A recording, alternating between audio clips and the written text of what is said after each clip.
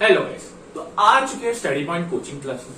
जैसे कि हमने पिछली वीडियो में रैशनल और इरेशनल नंबर का कॉन्सेप्ट समझा था और साथ ही 1.3 एक्सरसाइज भी कंप्लीट करी थी। इस वीडियो में हम 1.4 एक्सरसाइज, जो कि आपके चैप्टर की लास्ट एक्सरसाइज है, और फिर ये चैप्टर भी खत्म हो जाएगा मैथ्स का। इस एक्सरसाइज को स्टार्ट करने से पहले एक कॉन्सेप्ट समझना जरूरी है, जो आपने 9th में समझा था, टर्मिनेटिंग एंड नॉन टर्मिनेटिंग। मुझे अच्छे से पता है यहाँ पर जो भी देख रहे हैं वीडियो को, उन्हें ये पता नहीं होगा या मुश्किल से एक दो को पता होगा। 9th में ध्यान देने चाहिए टर्मिनेटिंग एंड नॉन टर्मिनेटिंग। अगर इसकी बुकिश डेफिनेशन की बात की जाए तो टर्मिनेटिंग ऐसे नंबर्स होते हैं या जब हम दो नंबर्स को डिवाइड करके जो क्वोशंट आता है या जो रिमाइंडर आता है, रिमाइंडर जो भी आए वो 0 होगा। टर्मिनेटिंग नंबर वो होते हैं, ठीक है। इसके मैं लिख देता हूं टर्मिनेटिंग, जिसका रिमाइंडर 0। फॉर एग्जाम्पल,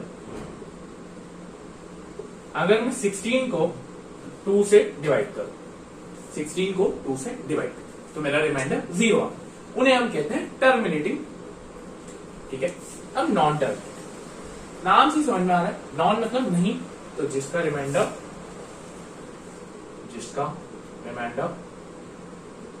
जीरो नहीं आता।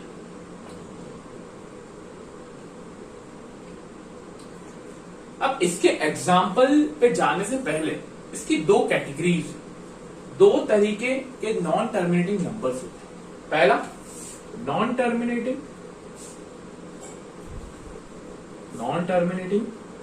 बट रिपीटिंग, और दूसरा होता है non terminating but non repeating. दोनों में फर्क, non terminating but repeating and non terminating but non repeating. Non terminating मतलब तो आपको समझ में आ गया कि रिमाइंडर 0 आएगा, और नॉन बट रिपीटिंग का मतलब है कि जो उसका क्वोशंट होगा, रिमाइंडर तो 0 आएगा ही नहीं, पर जो उसका क्वोशंट होगा वो रिपीट होगा। फॉर एग्जाम्पल, मैं क्वोशंट लिख देता हूं यहाँ पर। क्वोशंट मतलब वही जब डिविडेंड और डिविजर को डिवाइड करते हैं। For example 5.33333। ये कुछ होते हैं नंबर जिन्हें हम कहते हैं नॉन टर्मिनेटिंग बट रिपीटिंग। इनका क्वोशंट देखिए आप, पॉइंट के बाद सिमिलर होते हैं, इसलिए इन्हें बोलते हैं नॉन टर्मिनेटिंग बट रिपीटिंग। वहीं जो non terminating but non repeating है, वो ऐसे नंबर होते हैं जिनका जो क्वोशंट रहता है वो रिमाइंडर तो 0 ही आएगा, पर जो क्वोशंट है वो नॉन रिपीट होगा। फॉर एग्जाम्पल 5.1235565, कुछ भी नंबर, उन्हें हम कहते हैं non terminating but non repeating. ये कॉन्सेप्ट जब आप समझ चुके होंगे, इसके बाद ही आपको वो एक्सरसाइज पे ले चले। तो चलिए अब वो एक्सरसाइज की तरफ मूव करते हैं।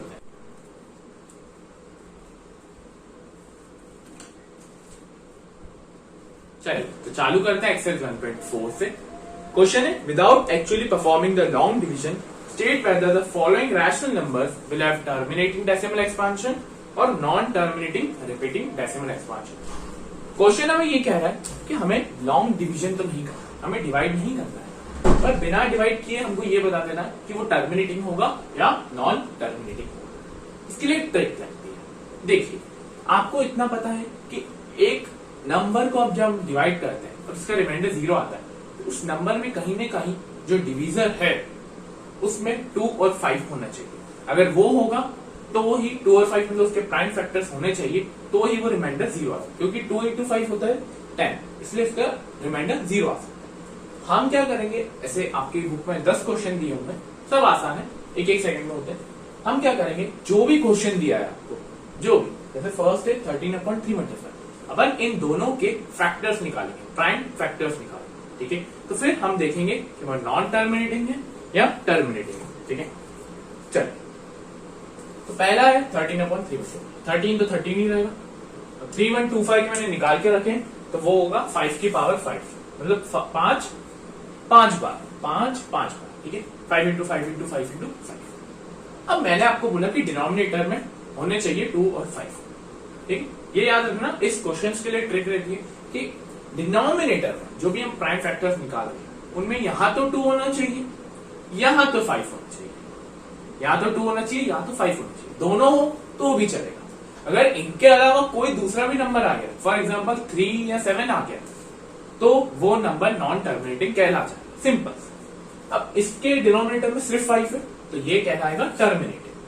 ठीक है, टर्मिनेटिंग। ऐसे ही आगे के करते हैं। 17/8, तो 17/2 का क्यूब, 2 × 2 × 2।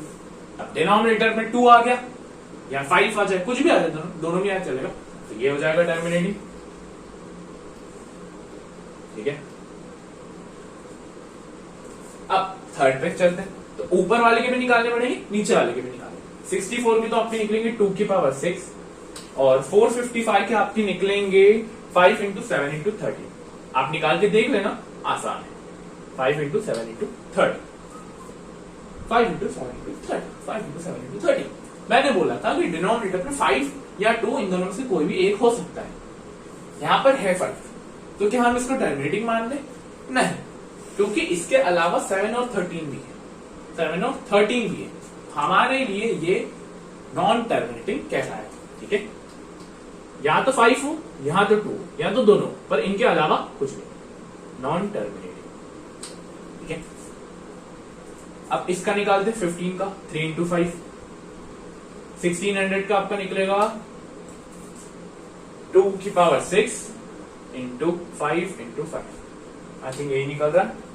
हाँ, ठीक है, 2 की पावर 6 × 5 × 5। 5 से 5 एक कट जाएगा। ठीक है, अब डिनोमिनेटर में देखेंगे तो 2 की पावर 6 × 5 बचा है, तो क्या ये टर्मिनेटिंग है या नॉन टर्मिनेटिंग? मैंने बोला था ना, या तो 2 हो, या तो 5 हो, या तो दोनों हो, तो वो टर्मिनेटिंग कहलाएगा। तो ये भी टर्मिनेटिंग है। ठीक है, अब आगे आ जाए 229/343। 343 का होगा 7 का क्यूब, 7 का क्यूब, तो ये भी सीधा साधा दिख रहा है, नॉन टर्मिनेटिंग। नॉन टर्मिनेटिंग ये तो ओरली आप बता देंगे, ओरली उन्होंने दिया है टर्मिनेटिंग। 2 की क्यूब और 5 का स्क्वायर, ये वाला अच्छा। 6 के निकाल लेते हैं 2 × 3, और 15 के हो जाएंगे 3 × 5। अब अगर एक इंसान पहली नजर में इस क्वेश्चन को देखेगा, इसके डिनोमिनेटर को देखेगा, तो वो तो समझेगा कि नॉन टर्मिनेटिंग है, क्योंकि 5 के अलावा 3 भी आ रहा है, पर ये 3 और ये 3 कट जाएगा। तो अब डिनोमिनेटर में सिर्फ 5 बचा, तो इसलिए हम इसको कहेंगे टर्मिनेटिंग। ठीक है, ये रहता है, इसलिए हम न्यूमरेटर के भी निकालते हैं। ये तो नॉर्मल से दिख रहा है, नॉन टर्मिनेटिंग। ठीक है, तो ये आपके बुक का पहला क्वेश्चन था, जो कि बहुत आसान था। सिर्फ हमें देखना था डिनोमिनेटर में या तो 2 हो, या तो 5 हो, या तो दोनों हो, तो इन 3 कंडीशन में वो कहलाता है टर्मिनेटिंग। और अगर इनके अलावा कुछ भी नया नंबर आ जाए, एग्जाम्पल 3710 सॉरी, तो वो हमारा नंबर कहलाता है नॉन टर्मिनेटिंग रिपीटिंग। ठीक है, अब बढ़ते हैं सेकंड क्वेश्चन की तरफ। तो मूव करते हैं सेकंड क्वेश्चन की तरफ। Write down the decimal expansion of those rational number in question number 1 which have terminating decimal expansion। Question कह रहा है कि आपको उनके डेसिमल एक्सपांशन लिखने हैं, जिसमें जो क्वेश्चन नंबर 1 हमने किया, जिसमें हमने टर्मिनेटिंग और नॉन टर्मिनेटिंग निकाला, जिन नंबर का टर्मिनेटिंग आया उन नंबर का हमें डेसिमल एक्सपांशन निकालना है। डेसिमल एक्सपांशन मतलब वही क्वोशिएंट निकालना है डिवाइड करके, पर इसमें डिवाइड नहीं करेंगे, आसान। देखिए, उससे क्वेश्चन अब ये आसान हो गया, क्योंकि अब मैंने वो लिख दिए जिनका टर्मिनेटिंग था, बाकियों को हटा दिए, क्योंकि सिर्फ टर्मिनेटिंग की बात करें। पहला टर्मिनेटिंग था 13/5 की पावर 5। अब इसका हमें क्या लिखना है? Decimal expansion. तो इसके लिए भी एक ट्रिक है। क्या ट्रिक है? जितने 5 की पावर यहां पर है, यहां पर 5 की पावर 5 है, ठीक है, तो उतने से हम 2 की पावर को मल्टीप्लाई कर देते हैं। मतलब 2 की पावर 5 हो गई। अब अगर यहां पर 5 की पावर 3 होती तो मैं 2 की पावर 3 से मल्टीप्लाई करता। और आपको तो इतना पता ही, डिनोमिनेटर में करते तो न्यूमरेटर में करते। ये करने का मतलब क्या है? ऊपर वाले का तो 2 की पावर 5 होती है 32 इंटू 13 होता है 416, ठीक है। ये मैंने ऊपर को मल्टीप्लाई कर दिया। अब नीचे आप देखिए, आपने एक्सपोनेंट्स में पढ़ा था कि जब पावर सेम होती है, यहां देखिए 2 और 5 की पावर सेम, तो 5 इंटू 10 5 इंटू 2 हो जाता है और पावर आ जाती है कॉमन, 10 की पावर 5 हो गई। तो यही करना रहता है बच्चों, हर क्वेश्चन में जो ये वाला है उसमें अपने नीचे जो रहता है डिनोमिनेटर में 10 लेके आना पड़ता है। 10 की कुछ पावर लेके आएंगे, तो इसलिए हम उसको डिवाइड नहीं करना चाहते। तो ये हो जाएगा 416 अपॉन 10 की पावर 5, 1 2 3 4 5। तो आपका आंसर होगा 0.0416। कुछ इस प्रकार का, ठीक है। जितने पावर रहेगी 5 या 2 की, अगर 2 की होगी तो 5 से करेंगे, 5 की होगी तो 2 से करेंगे। नेक्स्ट क्वेश्चन में 2 की पावर क्यूब है नीचे, तो मैं मल्टीप्लाई करूंगा 5 की पावर क्यूब से, सिंपल, बस यही करना है, ठीक है। अब आप इसका आंसर निकाल लेंगे, ऊपर वाले को मल्टीप्लाई करेंगे 7 इंटू 125 और अपॉन में आ जाएगा 10 का क्यूब मतलब 1000 और ऊपर आप कर लेंगे, ठीक है। थर्ड वाला 15 अपॉन 1600, जिसका हमने ये निकाला था। अब इसको देखिए आप, ये 5 ऊपर भी है और नीचे भी है, और 2 की पावर 6, 2 की पावर 6, तो आप बोलेंगे 5 की पावर 6 से मल्टीप्लाई कर दो, मैंने तो यही सिखाया, पर डिनोमिनेटर में 2 5 ऑलरेडी अवेलेबल, तो हमें और कितने 5 की जरूरत है, सिर्फ 4 की, तो इसलिए मैं मल्टीप्लाई करूंगा 5 की पावर 4 से। तो ऊपर का तो आप देख लेंगे मल्टीप्लाई करके, और नीचे का हो जाएगा 10 की पावर 6, मतलब 10 1 के आगे 6 0, ठीक है। ये ऐसे करते हैं। अब इसकी बात कर लेते हैं, यहां पर भी आसान है, 2 का क्यूब है, 2 का क्यूब है, अपने को 5 का क्यूब चाहिए रहेगा, पर यहां है कितने, 2 5 ऑलरेडी अवेलेबल है, तो हम 1 से मल्टीप्लाई कर देंगे, तो 23 इंटू 5 अपॉन 10 का क्यूब, जो कि होगा 115 23, हाँ 115 अपॉन 10 तो ये हो जाएगा 0.115, ठीक है। कुछ इस प्रकार से। अगले को देखते हैं, 6 अपॉन 50, 2 इंटू 3 और 3 इंटू 5, तो यहां सिर्फ 5 है, तो मैं एक 2 से मल्टीप्लाई कर दूंगा, तो 4 अपॉन 10, जो कि होगा 0.4, ठीक है। तो ये था आपका क्वेश्चन नंबर 2। आज के लिए इतना ही। क्वेश्चन जो 3 है इसका वो इतना रिलेवेंट नहीं है, इसलिए नहीं कर रहा हूं, तो आप बोलेंगे कमेंट बॉक्स में तो उसकी भी वीडियो डल जाएगी, पर इतना रिलेवेंट नहीं है वो क्वेश्चन, ठीक है। आज के लिए इतना ही।